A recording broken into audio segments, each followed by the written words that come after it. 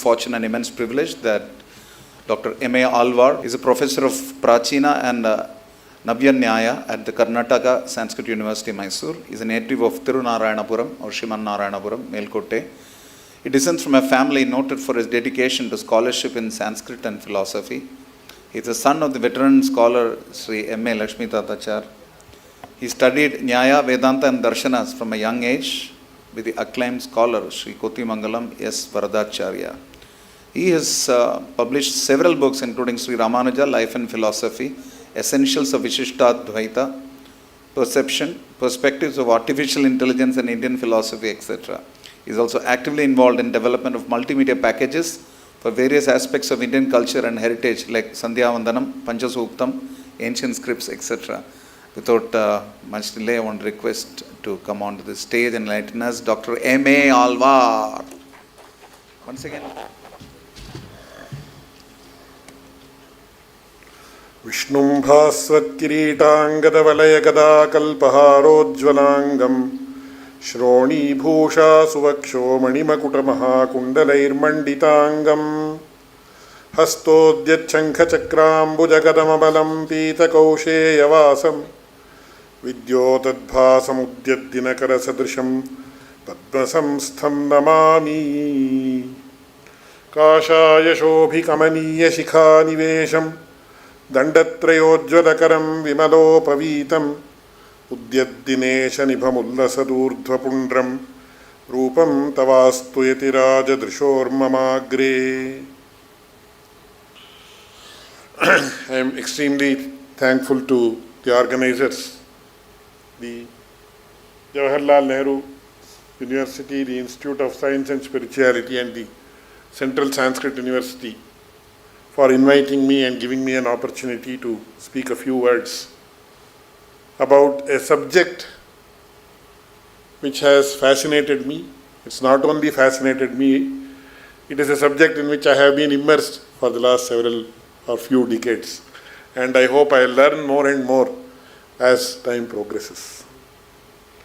First of all, I would like to convey my pranams to Sri Rishikumar Das ji, a great scholar and also devotee, and Sri Upendra Rao ji, professor of philosophy in the JNU, and all the other stalwarts and also devotees who are assembled here and also who are seeing this session online from various parts of the world.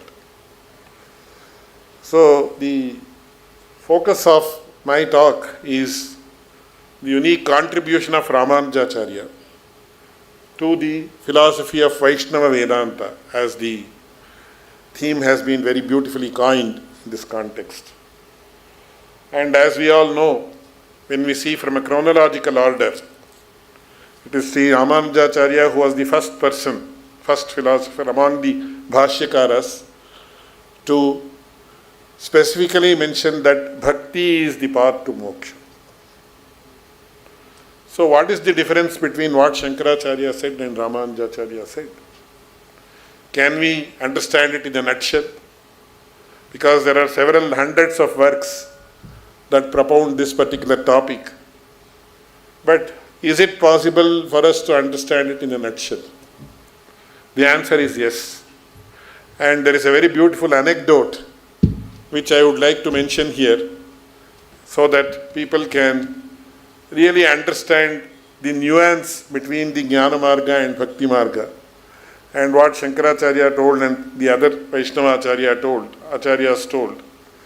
And we can just revel upon what has been mentioned in this anecdote.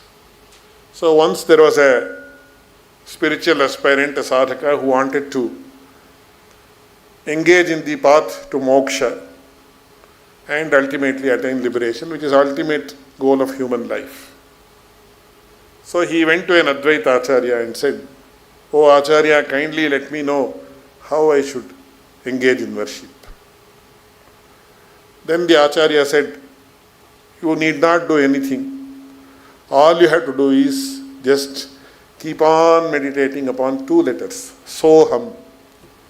Saha Aham, I am that." As we all know, is the philosophy which is enshrined in Advaita philosophy, also mentioned in the text like Chandogya Upanishad, according to them, where they say Tattvamasi is the ultimate thing. So he was meditating Soham, Soham, Soham. Then he happened to meet another Acharya who belonged to the Bhakti tradition. Then since the Acharya was a very exalted soul, he said, kindly teach me what should I do for liberation. Then the Acharya asked, are you already practicing something? He said, yes. I had been to that Acharya, he has taught me to meditate on these two letters, that is so. Then the Vaishnava Acharya said, yes, he is right, but you please add one more letter to that. That is, you add da to that, it will become dasoham. So hereafter you worship dasoham, dasoham, dasoham. I am the servant of the Lord. Then after some time what happened? The devotee once again happened to meet his previous Acharya.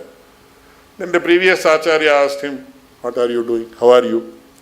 He said, I was doing whatever you taught me. But another very impressive Acharya came by and I happened to talk to him. He said, you add one more word to what you had taught. So now I am practicing it as daso. Then the Advaita Acharya said, don't worry, that is also correct. You add one more letter to it, that is sa, that is sadasoham. Then the devotee said, okay, I will do that. Once again he happened to meet the Acharya who belonged to the Bhakti tradition. Then the same conversation took place once again. I will not go into the detail. Then he said, even that is fine. You add one more da to it, it becomes dasa daso. So in a way, the difference between the Jnana Marga and Bhakti Marga can be very, very succinctly mentioned in these two, that is Soham and Daso. So this is basically the crux of the matter, because when we see all the subsequent Acharyas, whether it is Rāmānuja Acharya, Madhvacharya, Vallabhacharya, Chaitanya Mahaprabhu, and all the other traditions, they all owe their allegiance to the Bhakti path of knowledge. So, that is why I was very happy to see philosophy of Vaishnava Vedanta. But one more aspect I would like to add here. There is a very, very profound school of thought among the Shankara school also, that Shankaracharya also was a Vaishnava only. Though when arguing with the Buddhists, he propounded the Advaita school of philosophy. When we see the text of Bhagavad Gita Bhashya of Shankaracharya, he begins with saying, Narayanah paro vyakta dandam avyakta sambhavam andasyantastvime lokaha saptadvipachami. And in the commentary on the shloka, Ishvara sarvadaye bhutanam hriddeshe arjuna tishtati, he comments by saying, Ishvaraha Ishanashilaha Narayanakhyaha. And there are enough evidences to show that Shankaracharya also was a Vaishnava only, and he accepted the supremacy of Vishnu in the Gita Bhashya itself. So I will not go into that aspect now, whether Shankaracharya was this or not, because today we are not focusing on that. But ultimately there is only one path, that is Bhakti path. And ultimately there is only one Lord, that is Lord Vishnu or Krishna or Narayana or whatever it is. That is acceptable across the spectrum of Acharyas. That much we can say. This is the first aspect. The second aspect is, why not Jnana, why only Bhakti? This is also very beautifully enshrined in the Bhagavad Gita itself. Because Lord Krishna says, Kleshaha adhikataraha tesham avyakta sakta chetasam avyakta hi gatir dukkham dehavadbhiravapyate. And then he goes on to explain the greatness of bhakti when compared to jnana. And in the Sri Vaishnava tradition, of course, the analogy is used in other traditions also. But in the Sri Vaishnava tradition, it was first mentioned. There is a beautiful analogy which is called as Markata Kishoranyaya and Marjara Kishoranyaya. So, the Jnana Marga is akin to the Markata Kishoranyaya, or the analogy of the young monkey and its mother. So the young monkey has to cling to its mother like this. The mother monkey has no control over its young one. So when it jumps from one branch to another, the mother has no control over the young one. The young one has to cling to it and ensure its own safety. And in fact, now due to the advent of Discovery Channel, etc., in case the young one falls, it will not be accepted back to the herd of monkeys. So, in the Jnana Marga, the protection of oneself rests. For example, if I am a Jnana Margi, it is my responsibility to protect myself, it's not the Lord's responsibility. This is what Markata Kishoranyaya is all about. On the other hand, what is Bhakti Marga? It is compared to Marjara Kishoranyaya, or the cat and its kitten. So when the cat gives birth to its kittens, it has to ensure its safety because the male cat will come and kill the young cats. So it transports it from one place to another. So how does the cat transport the kittens? It will actually hold it with its teeth and take it from one place to another. It will ensure that the kittens are not harmed in any way, but it will also ensure that it is safe, and the responsibility of protecting the kitten is with the cat and not with the kittens themselves. So the kittens have to just keep quiet. It has to just give in to the wishes of the mother, and the mother will protect the kittens. Similarly, in the Bhakti Marga, it is the responsibility of the Lord to protect us. It's not our responsibility to protect ourselves. Therefore, Lord Krishna says, Maham vedaihi na tapasa na danena na cha ijjaya bhaktya tvananyaya shakyaha ahamevam vidhorjuna jnatum drashtum cha tattvena praveshtum cha parantapa. In several places we see this. And he also ultimately says, Bhaktya mam abhijanati yavan yaschasmi tattvataha tato mam tattvato jnatva vishate tanat. So in a way, the entire Bhakti, the entire Bhagavad Gita, in unison states that Bhakti alone is the path to attain moksha. That is why Yamunacharya says, Swadharma Jnana Vairagya Sadhya Bhaktyeka Gochara Narayana Param Brahma Gita Shastre Sabhi. So Rāmānuja was the first among the Vaishnava Vedantists to openly mention and defend the theory that Bhakti alone is the path to attain moksha.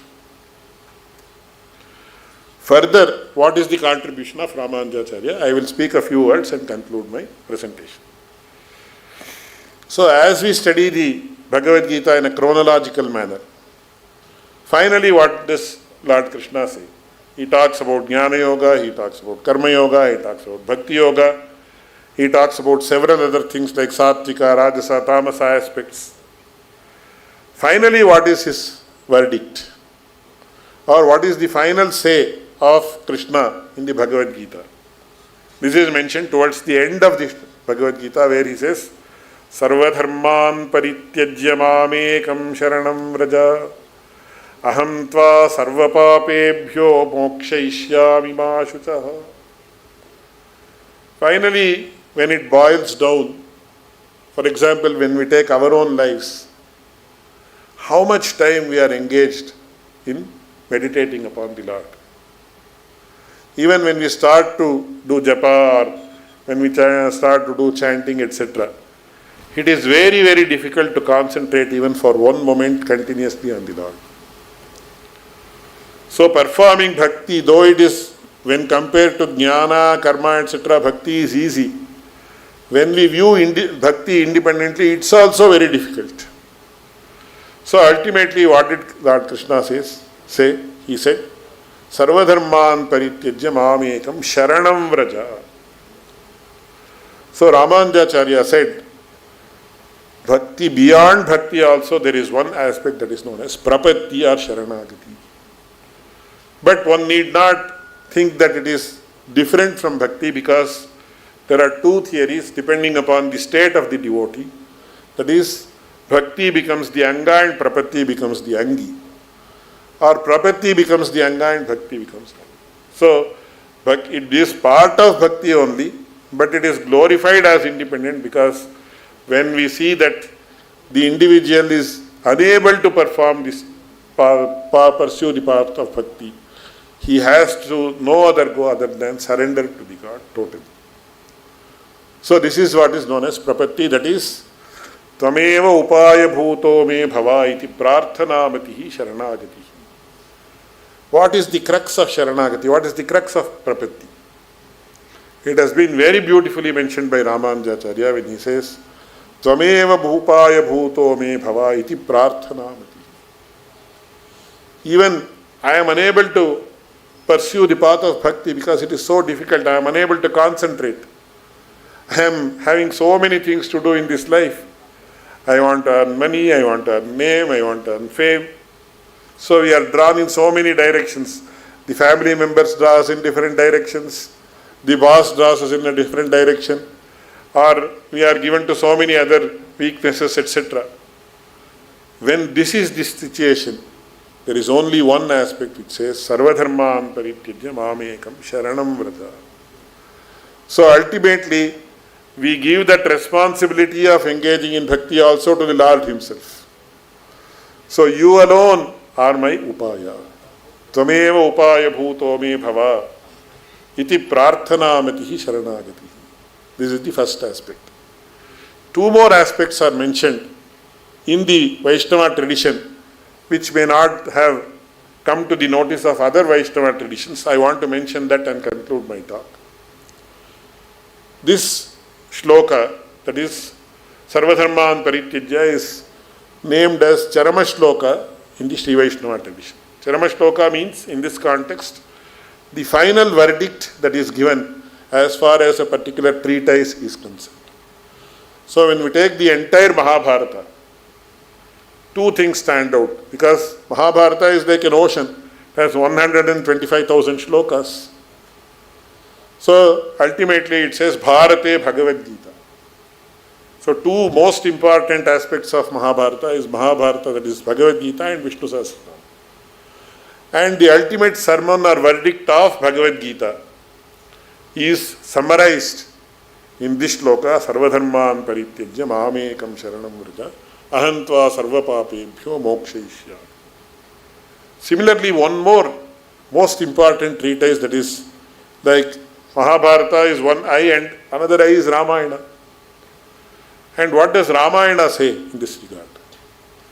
So Ramayana also unequivocally states that Sharanagati alone is the path. When Rama says, in the context of Vibhisharana Sharanagati, he says, Sakradeva prapannaya tavasmiti chayachate abhayam sarvabhutebhyo dadamyetadvratam mama. So here also the same word, that is prapatti or prapanna, is used. Prapanna is a person who has performed prapatti. So even if a person performs sharanagati or prapatti even once, that is enough. That is sufficient. So, Sakradeva prapannaya tavasmiti chayachate. One more very important aspect is that individual soul should say, I belong to you. So even if he says it once, if he really feels it in his mind that I belong to you, I belong to the Lord, then that is enough. Abhayam sarvabhutebhya. Whether it is this human being or whether it is an animal, I don't care. I will protect them. Tadami etad vratam mama. This is my pratigna. This is my vow, he says. So this is known as Ramacharama Shloka in the Sri Vaishnava tradition. And one more very important combination of two shlokas. It is said to be found in the Varaha Purana, and it has not come to the notice of other Vaishnava traditions. Generally, of course, scholars know about it. Yes. So it is a very, very important thing. It is Varaha Charama Shloka, which goes as follows. Sthite manasi susvasthe sharire satiyo naraha dhatu samye sthite smarta Vishwarupam chamamajam tatastam riyamanantu kashtapashana sannibham aham smarami madbhaktam nayami paramam gatim. One very, very important aspect is, in the Bhagavad Gita it mentions, Yam yam vapi smaran bhavam tyajatyante kalevaram tam tamevaiti kaunteya sada tadbhava bhavita. How do we attain liberation? What is the process of attaining liberation? Or what is the process that prevents us from attaining liberation? Both we have to know. So in the Bhagavad Gita, Lord Krishna specifically mentions, when an individual is about to leave his mortal body, whatever he thinks about, he becomes that. So we have a very beautiful anecdote or upakhyana in the Bhagavatam. We have the Jadabharata upakhyana, where though Bharata is a very, very exalted soul, he is almost equal to God, he is such a great devotee. But due to some karmic efforts, he is always thinking about a deer. And ultimately, due to that, even while he is about to leave his body, he thinks about the deer, so he is born as a deer. But once again, he comes back and he becomes liberated. That's a different story. So what Lord Krishna says is, Yam yam vapi smaran bhavam tyajati ante kalevaram tam tamevaiti kaunteya sada tadbhava bhavata. So generally what happens, people think about their children always. So when they die, they will be thinking about their son or daughter or somebody and are once again born there itself. So it is very important to think about God when we are about to leave this body. But is it in our hands? It's not in our hands. Because Kulashekara Alvar very beautifully says, Prana prayana samaye kaphavata pitthai kantavarodhana vidhau smaranam kutaste. So, it is called as prana sankata in Sanskrit.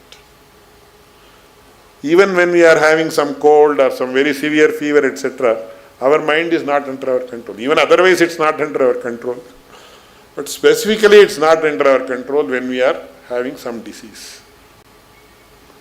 But when the individual soul is about to leave the body, it undergoes a huge amount of pain because prana prayana samaye kaphavata pittaihi kantavarodhana vidho. So there is a severe pain because so many years this jivatma, individual soul, has lived in the body, and it is very difficult for it to give up the body. So when we are in a house and if we have to leave it, somebody says you vacate the house immediately, how bad we feel. So he says it's almost impossible for a person to think about God when he is leaving the body. So how does one think about the God when he leaves the body? That is the biggest challenge that all of us face, because all of us have to leave the body one day. And what to do?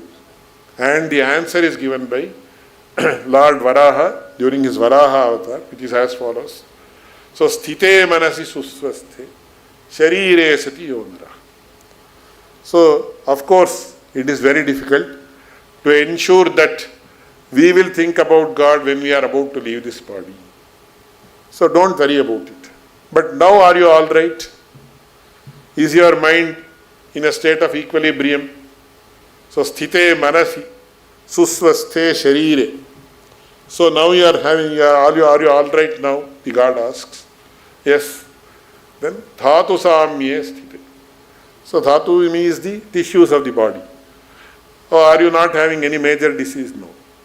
So what you do is, now you start thinking about me and remembering me. Dhatu samye sthite smarta. As what should you remember me? Vishwarupam cha mamajam. I am the person who manifests in the form of this world. So I am the cause of this world. So meditate upon the cause of this world, that is me, that is Lord Vishnu or Krishna or Narayana. So that is why in the Upanishad also it says, Karanam tu dhyeya. Ultimately we have to worship the root cause of this world. then what happens? Tatastam riyamanantu kashtapashana sannipam. When the person is about to die, he becomes almost like a stone or like a log of wood. Then what happens? Aham smarami madbhaktam. I will remember that devotee who has remembered me earlier, and I will ensure that he gets liberation. Aham smarami madbhaktam nayami paramam gati. So this is the vow or pratigna of Lord Varaha, who is none other than Lord Krishna or Vishnu. And we all have to think about this, because he ensures that we get liberated if we think about him when we are all right, when we are happy, when we are having good health, etc. Because generally nobody thinks about God when he is happy. Most of us think about God only when we have some misery. That is why even in the Mahabharata, there is a very beautiful anecdote where Kunti, the mother of the Pandavas says, Vipadas santu nashashvat. So, whenever we are having any problem, oh Lord Krishna, you come to rescue us. So, I want to say that we should have problems again and again and again, because only then you will come here to rescue us and you will give us the privilege of your company. So, it's not like that ultimately, that is from a different point of view. So we have to think about the Lord, we have to chant His names. So Navavidha Bhakti is all very well explained in Srimad Bhagavatam. So ultimately everything boils down to Sharanagati according to Rāmānuja Acharya. And finally, the final verdict is Sharanagati also ultimately culminates in what is known as Acharya Bhakti. So everywhere in all the Vaishnava traditions, the most importance is given to Acharya, because he is the one who leads us to the path of moksha. So I will not go into that, but that is the ultimate aspect of Sri Vaishnava tradition propounded by Rāmānuja. And as the time progressed, as we had different acharyas, Vaishnava acharyas across the spectrum, everybody has mentioned the same thing, because that is the reality. It is not repetition. So one may think, why the same thing has been repeated again and again and again. It's not the repetition, it is the truth. And the truth, when it is repeated again and again and again, it becomes strong. It becomes embedded in our mind. And we all try to start to follow it gradually. So this is the unique contribution of Rāmānuja Acharya. First thing is, he was the first Acharya chronologically to very openly say and defend the path that bhakti alone is the path to attain liberation. Second thing is, he stressed upon Sharanagati, which is very beautifully enshrined in these three Charama Shlokas, that is Krishna Charama Shloka, Rama Charama Shloka and Varaha Charama Shloka, and gives us a very, very practical path, because most of the times we talk about theory, what should we do in practice?